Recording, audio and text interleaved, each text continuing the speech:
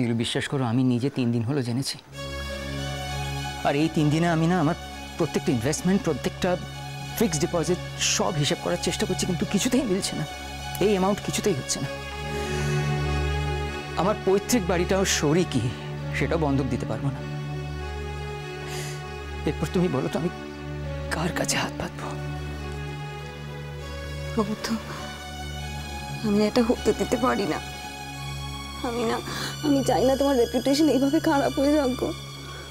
আমি সিরিয়াসলি চাই না তোমার রেপুটেশন এই কালো দাগটা আসুক। নীলু,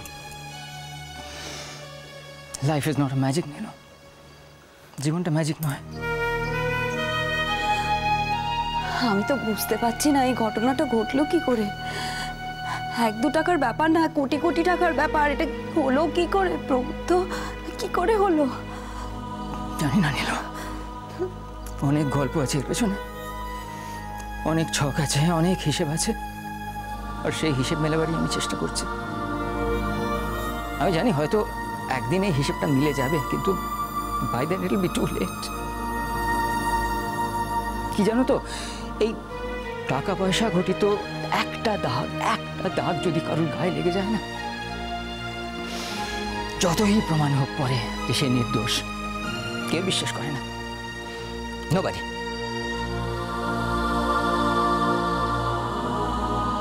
নীলু, না নীলু, কেঁদো না please. Nilu, will face it. যা হবে আমরা দুজনে একসঙ্গে ফেস করব।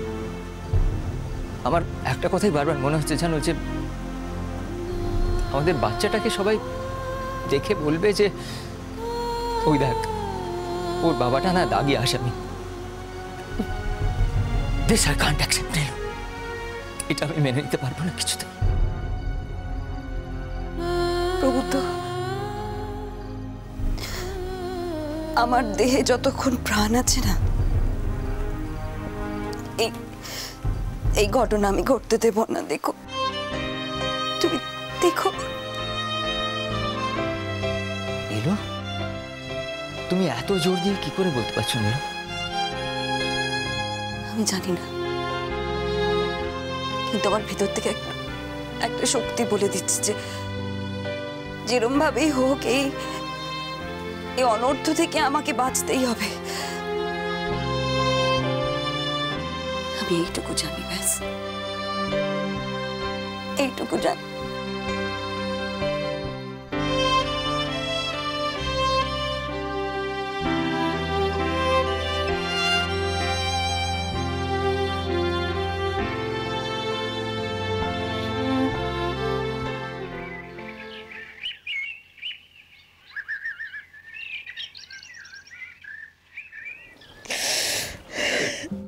আচ্ছা নীলু, শুধু এরকম করে কাঁদলে আমি কি করে বুঝবো বল তোমা কি হয়েছে?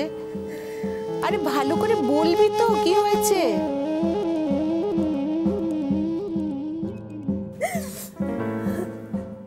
হ্যাঁ রে, প্রবুদ্ধর সঙ্গে কোনো গন্ডগোল করেছিস নাকি? বোঝো, সকালবেলা ছেলেটা কোথায় বেরিয়ে চলে গেল? তো এরকম সকালবেলা কোথাও যায় না বেরিয়ে। ওই দেখো আবার কাঁদে। আচ্ছা নীলু, ঠিক করে বল না মা কি হয়েছে। আর টেনশনে রাখিস না, আর ভালো লাগছে না, আর পারছি না টেনশন নিতে। কি হয়েছে বল। কি হয়েছে নীলু মা? দাদু ভাইয়ের কিছু হয়েছে? কিন্তু না, সে তো ভালোই আছে, খেলে বেড়াচ্ছে। তো তুমি কাঁদছো কেন মা? তোমায় কি বলবো বাবা, জানি না, বুঝতে পারছি না বাবা। আমার সর্বনাশ হয়ে গেছে।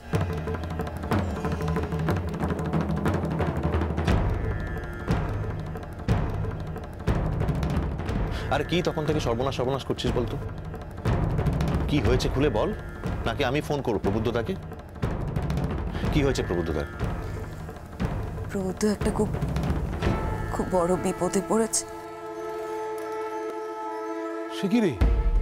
সে বিপদে পড়েছে আর তুই এখন কান্নাকাটি করছিস? হ্যাঁ, বিপদ তো নিশ্চয়ই আজ সকালে হয়নি। তো তুই যখন জানতিস তার মধ্যে জানাসনি কেন? ও সেই জন্যেই দুদিন ধরে দেখছি প্রবুদ্ধ একদম খাওয়া দাওয়া করছে না, কারোর সাথে কথাবার্তা বলছে না। তখন থেকে না আমার সন্দেহ হয়েছিল যে কিছু একটা হয়েছে। কি হয়েছে রে নীলু? নীলু দিদি, এমন করে কাঁদলে শুধু চলবে ক্লারে? তো চুপটো করে থাকিস না। প্রবুদ্ধ দাদাবাবুর বিপদটা হয়েছে, ওকে তো রক্ষাটা করতে হবে। তো চুপটো করে থাকলে কেমন ভাবে চলবে বল? মুদিকের বল কি হয়েছে? ওর অফিসের একটা হিসেবের গন্ডগোল হচ্ছে। 2 কোটি টাকা, 2 কোটি টাকা, 2 কোটি টাকা, 2 কোটি টাকা, 2 কোটি টাকা, 2 কোটি টাকা, 2 কোটি টাকা।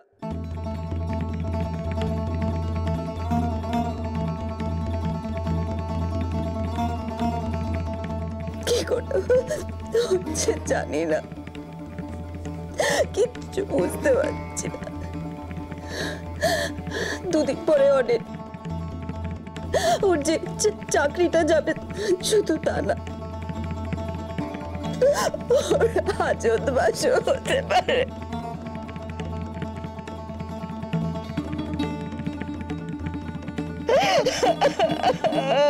সে কি কথা মা, এত বড় একটা কাণ্ড তুমি কখন জানতে পারলে?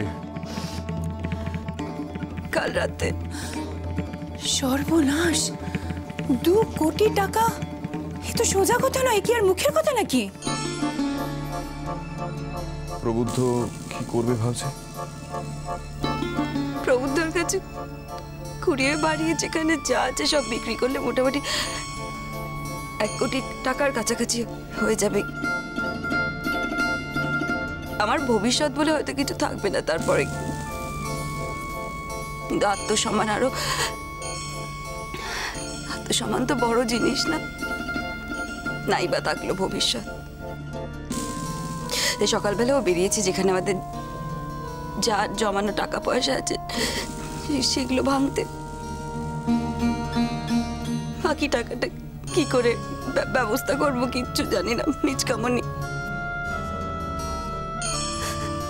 শোনো না, আমরা না টাকাটা না আস্তে আস্তে সব ফেরত দিয়ে দেবো, সব শোধ করে দেবো।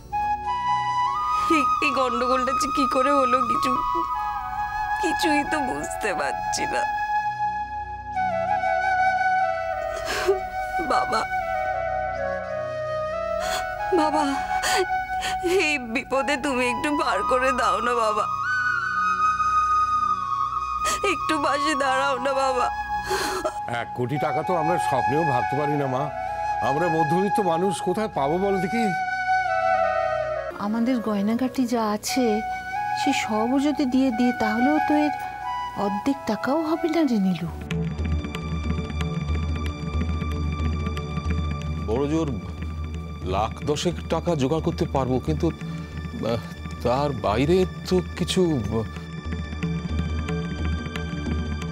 এত শর্ট পিরিয়ডের মধ্যে এত টাকা কি করে জোগাড় করবো বলতো? আমি হয়তো কুড়িয়ে বাড়িয়ে 6-7 লাখ টাকা জোগাড় করতে পারবো, কিন্তু 1 কোটি টাকা প্রবুদ্ধতা কি ভাবছে? ও কি আর ভাবার মতন অবস্থায় আছে? কি বা ভাববে?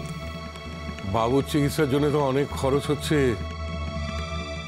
হ্যাঁ, যেটুকু যা বাঁচবে সেটা তো সাঁজবাতি আর ওর বাচ্চাটার ভবিষ্যৎ, তাতে তো আর আমরা হাত দিতে পারবো না মা। নীলু, নীলু বলছিলাম যে তুমি একবার তোমার শাশুড়িকে বলে দেখো না গো, উনি যদি কিছু হেল্প করতে পারেন। ওনাকে তো আমরাই হেল্প করি, উনি কি বা আমাদের হেল্প করবে? তোদের তো বড় বাড়ি, তো ওইটা বাঁধা রেখে কিছু করা যায় না? প্রবুদ্ধ তো এক ছেলে, এমন তো নয় যে ভাই বোনরা ব্যাগড়া দেবে। তুমি এত ভুলে যাচ্ছ মেজকামনি, ওইটা সরিকি বাড়ি। আমার শাশুড়ি যাবো যদি রাজি হয়, ওরা তো নাও হতে পারে, আর মানছি রাজি হলো। এই সুটুকু সময়ের মধ্যে বাড়ি বাঁধা রেখে কি করে হবে? মিষ্টি কুটুম মিষ্টি কুটুম মিষ্টি কুটুম।